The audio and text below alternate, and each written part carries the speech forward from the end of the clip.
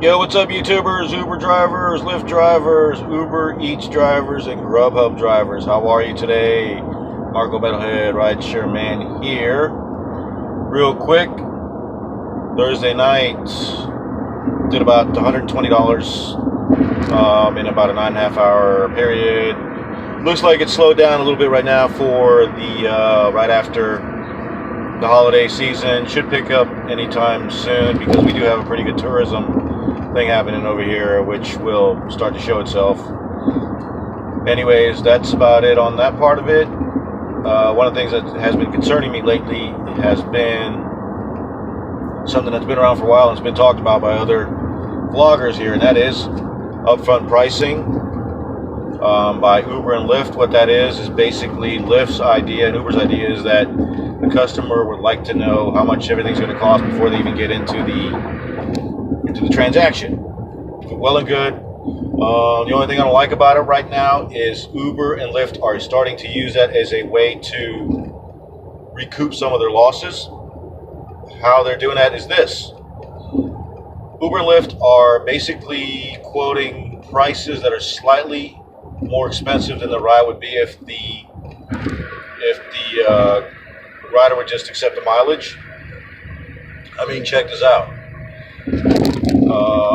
There's been times where if I do like a 10-mile ride, Uber will quote a price that's usually $3 more than what it would cost the customer to, or the rider to do it any other way.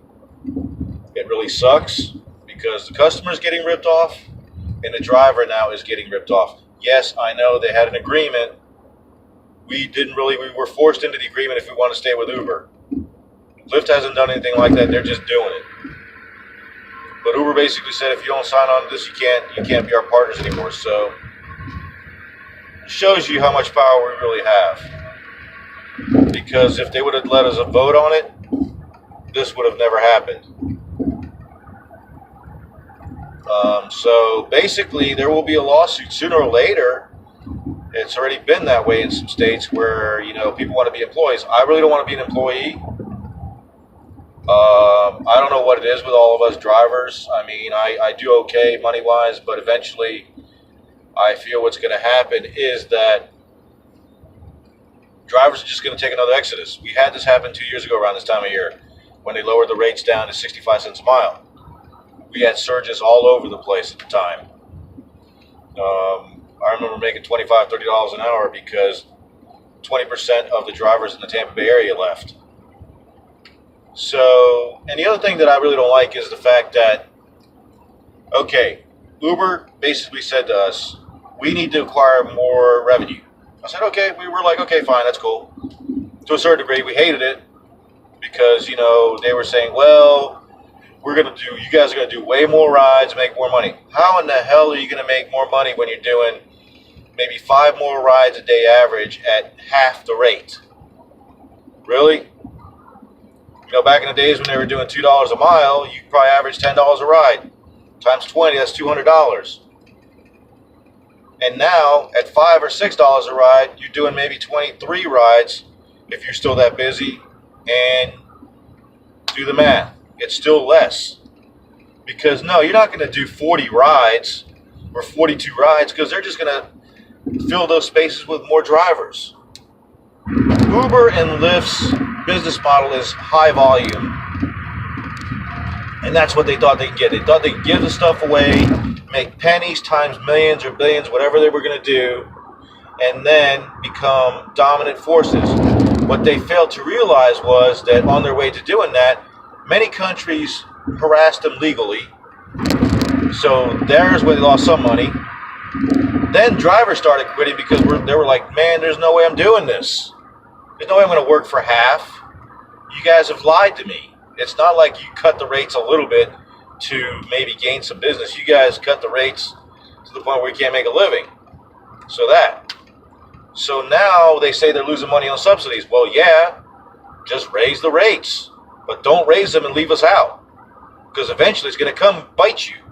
Because either Lyft is going to look at you and go, ha, we're going to be more honest again and try to take the business. Because don't think, everybody, that Lyft is this nice entity that they just haven't done anything. They haven't gone public with anything weird. Lyft is just as brutal as Uber is with their drivers. Sometimes, in some ways, even more. Even more. The rating system is a little bit different. They deactivate a lot quicker for really small things. You know? So, don't think that Lyft is these nice guys just because they got these two CEOs with big smiles on their face. They're the same thing. And now they're doing the same thing Uber's doing because they're playing, like some of the other guys have said, they're playing chicken with each other. Sooner or later, because of whatever's happening with Uber now with the SoftBank deal, Uber will have to do something to make profits. You just can't live on this shell game of stocks and bonds and shares. Yeah, the guys that got in when they were able to buy the shares for nothing have made a ton of money now because of this fake valuation that they were given by some bank. I don't know exactly who it was. I could almost see who it was because usually there's very few banks that can evaluate a company that makes it, legitimate. So I think the upfront pricing sucks. What it is Uber's way of somehow trying to recover some of their losses because they've been working at a loss because of many things. It's not, they claim it's just subsidizing drivers whenever they have promos. Don't subsidize us. Raise the rates. More drivers will be out.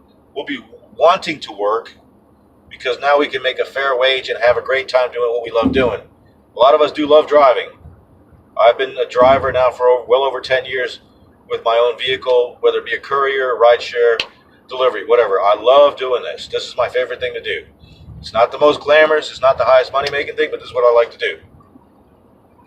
But make sure that I'm also going to make sure that I'm going to make the money that I need to survive, too. So, please, Uber, enough of the upfront pricing. If you want to raise the rates, please raise the rates. Raise them 50 cents across the board. Nobody thinks you're going to do it. Don't know why. Because eventually you're going to have to start making some money. SoftBank ain't going to let you, if that deal with SoftBank goes through, they're not going to let you work at a loss forever. No. They're not. SoftBank just gave you guys a bunch of money to take and cash out. They're not going to do that again. So, let this be a warning to you guys. Raise those rates. Get rid of those boosts, quests, whatever stupid things you guys are doing. Stabilize the company. Lose some revenue. Who cares if you lose revenue? Who cares? Who cares if you lose riders for a little while? So what? This money that's coming in at a loss anyways. Lose revenue, make a profit. Profit. P-R-O-F-I-T. Profit. Make it. Make some money. That's the real way of doing business. Profit.